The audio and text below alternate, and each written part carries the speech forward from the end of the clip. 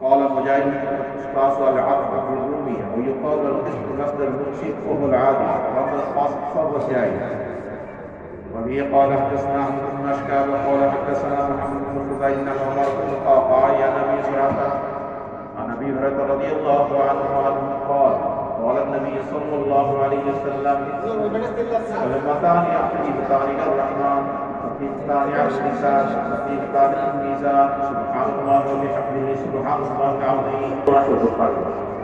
তো বুখারী দেখবেন এটা কিতাবের নাম। তো সেই হিসাবে বুখারী বললে ব্যক্তিকে বোঝানো হয়, কোন কিতাব বোঝানো হয়। বাকি আমাদের দেশে এই নামই প্রসিদ্ধ, কিন্তু আসলে কিতাবের নামের ব্যাপারে দুইটা মতামত আছে। উলামায়ে হাদিসের মধ্যে আবু আহমদ ইবনে সালাহ তিনি বলেন এই কিতাবের নাম আল জামি' মুসনাদ সাহিহ আল মুখতাসার মিন উমুরি রাসূলিল্লাহ সাল্লাল্লাহু আলাইহি ওয়াসাল্লাম ওয়া সুনানিহি ওয়া ইলামিহি। এই কিতাবের নাম আল জামি' মুসনাদ সাহিহ আল মুখতাসার মিন উমুরি রাসূলিল্লাহ সাল্লাল্লাহু আলাইহি ওয়াসাল্লাম ওয়া সুনানিহি ওয়া ইলামিহি। এটা কিতাবের কন্টেন্ট আছে। জামি' যাকে আল্লাহ হাদিসের কিতাবকে বলা হয়, যার মধ্যে ৮ মাযাহিবের হাদিস থাকা হয়। তো সেই সমস্ত কিতাবগুলো সাবিক শুরু করে কিতাবুল ঈমান, কিন্তু তার আগে মনোগ্রাম করে জেনেহি বাবু কাইফা কানা বাদউল ওয়াহী, ওহী দ্বারা শুরু করছে। তার ওহী হলো সমস্ত বস্তুর মূল, ঈমান এবং ঈমানিয়া এবং যতগুলো আমাল আছে এবং তাআত আছে সবগুলা মূল ওহী। আল্লাহ তাআলার কাছে অতি প্রিয়, এর বহুত ব্যাখ্যা আছে। জবানে উচ্চারণ বহুত হালকা, দাড়ি পাল্লাই বহুত ওজন, দাড়ি পাল্লাই এই হলো কাজগুলো মানুষ ভগবানের সাথে আপনাদের সাথে আছে।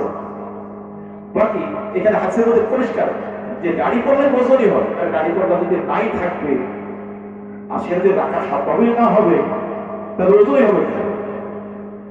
প্রশ্ন হলো এগুলো তো মুস্তাহিল, বাকিগুলো তো দেখা যায় না, তাহলে ওজন হবে কিভাবে?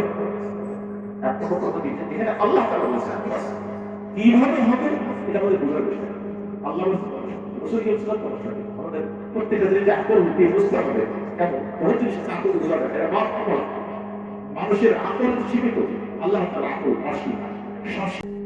قال النبي صلى الله عليه وسلم رسول الله صلى الله عليه وسلم বলেন কালিমাতানি হাবিবাতানি কালিমাতানি মাওসুফ হাবিবাতানি সিফাতে আওয়াল হাবিবাতানি আলিসান সানি সিফাতানি সিফাতানি মওসুফ বিল সিফাত মিলে খবর মুকাদ্দাস আর সুবহানাল্লাহ ওয়া বিহামদিহি সুবহানাল আযীম মুবতাদা বাহ।